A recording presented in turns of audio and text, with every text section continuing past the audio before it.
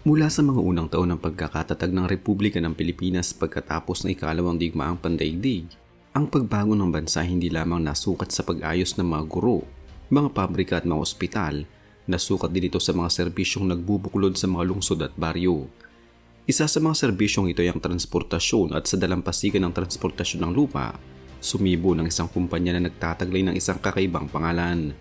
Philippine Rabbit Bus Lines Incorporated. Itinatag ito noong 28 ng Agosto 1946 ni Florencio Buwan at Ricardo Paras, dalawang lalaking may matinding pananaw tungkol sa kung paano pagdurugtungin ang mga lugar sa Luzon matapos ang digmaan.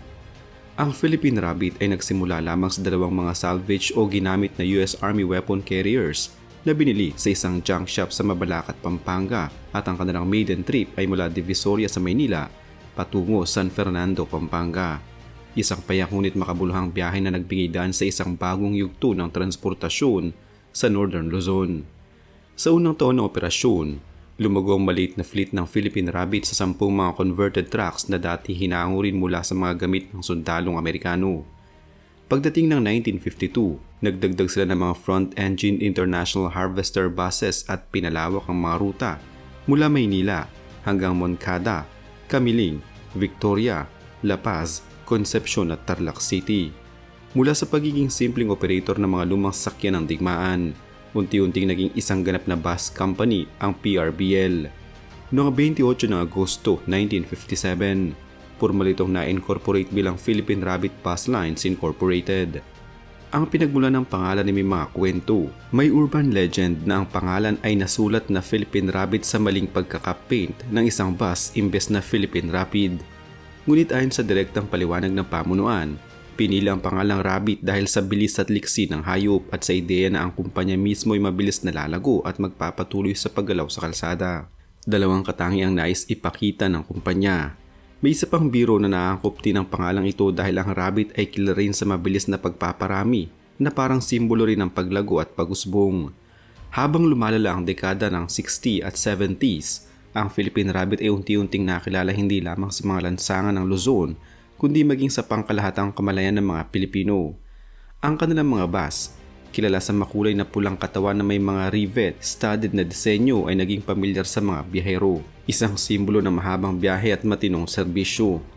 Ang bus na may iluminadong sign sa harapan at mga masiglang konduktor na may malakas na boses ay naging isang pamilyar na tanawin sa mga pangunahing terminal gaya ng Avenida Santa Cruz, Maynila. Hindi lamang sila basta nagpapatakbo ng mga sasakyan. Noong 25 ng Marso 1963, ang mga nagtatag ay nag-organisa rin ng Bupar Motors Corporation na naging eksklusibong distributor ng Mitsubishi Fuso engines at mga spare parts sa bansa. Kasama rito ang isang bus body building plant at tire recapping facility na siyang nagpalakas pa sa kakayahan ng kumpanya na suportahan ang sarili nitong operasyon sa halip na umasa sa panlabas na supplier. Sa modernong panahon, ang fleet ng Philippine Rabbit ay naglalaman ng mga mas bagong air-conditioned buses mula sa mga tagagawang tulad ng Daewoo, Hyundai, Higer, Sunlong at Yutong. At patuloy pa rin itong nagpapatakbo ng mga ruta mula Metro Manila hanggang Baguio at iba pang lungsod sa Central at Northern Luzon. Gayunpaman, ang larawan ngayon ay hindi na kasing dilag ng dati. Kung bakit sumikat ang Philippine Rabbit sa kanyang panahon ay dahil sa maraming salik. Una, ito ay isa sa mga pinakamatandang bus company sa Pilipinas at dahil dito, tumatak ito sa puso ng maraming Pilipino mula pa noong dekada 50 at 60. Mga panahon na kakaunti pa lamang ang granding bus liners at mas kaunti ang alternatibong paraan ng pagbiyahe sa pagitan ng mga lalawigan at Maynila. Pangalawa, ang kultura ng serbisyo ng PRBL ay nakatulong sa kanilang reputasyon. Maaasahan ang schedule, magalang ang mga crew, at may mga bus na komportable kahit medyo antigo na ang mga teknolohiya. Panghuli, sa mga panahon ng road network ng Pilipinas ay unti-unting bumubuti. Ang Philippine Rabbit ay nasa tamang lugar at tamang oras upang sagutin ang pangailangan ng mga biyahero mula probinsya, papuntang kabisera at pabalik. Ngunit tulad ng sinumang institusyon na tumatagal ng dekada, hindi rin nakaligtas ang Philippine Rabbit sa mga pagsubok at kontrobersiya. Noong ikaunang bahagi ng 2000s, nagkaroon ng malaking isyu ang kumpanya hinggil sa labor dispute na tumagal ng ilang buwan at naging palaisipan sa lokal na pamahalaan. Ang isang bahagi ng kanilang union, ang Philippine Rabbit Bus Employees Union, ay nagprotesta laban sa kumpanya. Inaakusahan ng management ng unfair labor practices at humiling na kilalanin ng kanilang pinuno bilang lehitimong kinatawan ng mga manggagawa.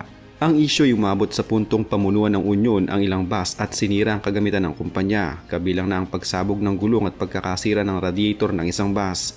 Mga insidente na nagdala ng matinding tensyon at pag-antala sa operasyon. Ang patuloy na sigalot sa paggawa ay humantong sa interbensyon ng lokal na liderato, kasama na ang gobernador ng probinsya upang subukan at ayusin ang alitan sa pagitan ng pamunuan at mga manggagawa.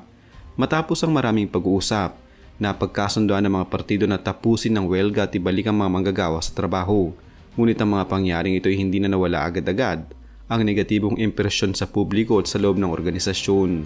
Bukod sa issue sa paggawa, hinarap din ng Philippine Rabbit ang matinding kompetisyon mula sa mga bagong bus companies na may modern at mas agresibo sa pagkuha ng mga ruta at pasahero. Noong dekada 90 hanggang 2000, maraming mga kumpanya ang nagdala ng mas bago at mas komportabling fleet, pati na mga tinatawag na Japayuki buses, mga second-hand na sasakyan mula sa Japan na naging popular dahil sa mas mababang pamasahe at mas modernong kagamitan.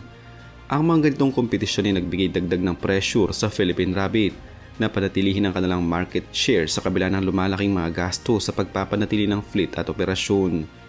Isa pang issue na sumalamin sa matagal nilang operasyon ay ang mga kaso hinggil sa pananagutan sa mga aksidente at mga legal na hindi pinagkakaunawaan sa pagitan ng kumpanya at mga dating empleyado. Halimbawa, may mga kaso na umabot hanggang sa Supreme Court na kinasasangkutan ng reklamong illegal dismissal at sa mga usapin sa kompensasyon ng mga driver at manggagawa, na nagpapakita ng mga hamon sa relasyon ng kumpanya at ng mga individual na nagtatrabaho rito. Habang lumalala ang kompetisyon at lumilitaw ang mga problema sa operasyon at internal na pamamahala, unti-unting nabawasan ang presensya ng Philippine Rabbit sa ilang mga ruta at mga probinsya na dati nilang sineserbisyuhan.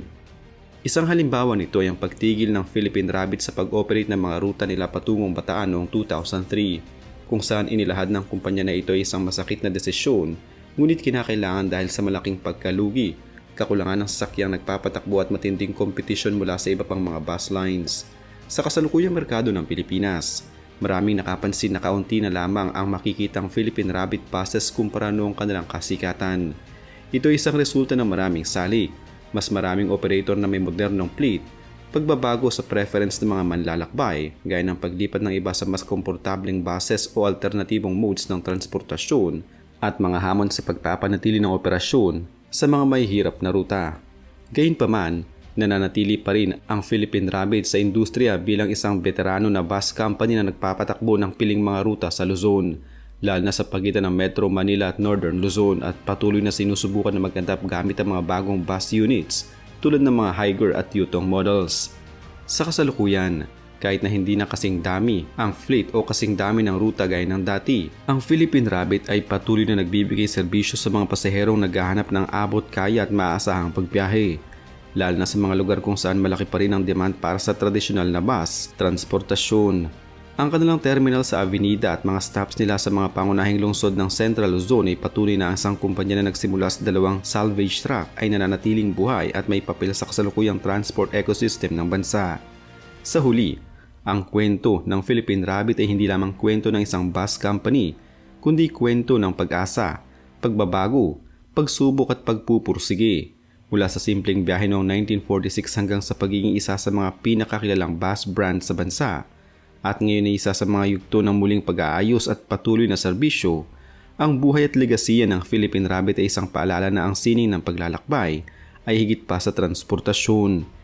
Ito ay bahagi ng kolektibong alaala ng isang bansa, at habang ang mga kalsada ng Luzon ay patuloy na binabagtas ng ibang mga sasakyan, ang pulang Philippine Rabbit ay nananatiling simbolo ng isang panahon at ng mga milyong pusong naglakbay kasama nito.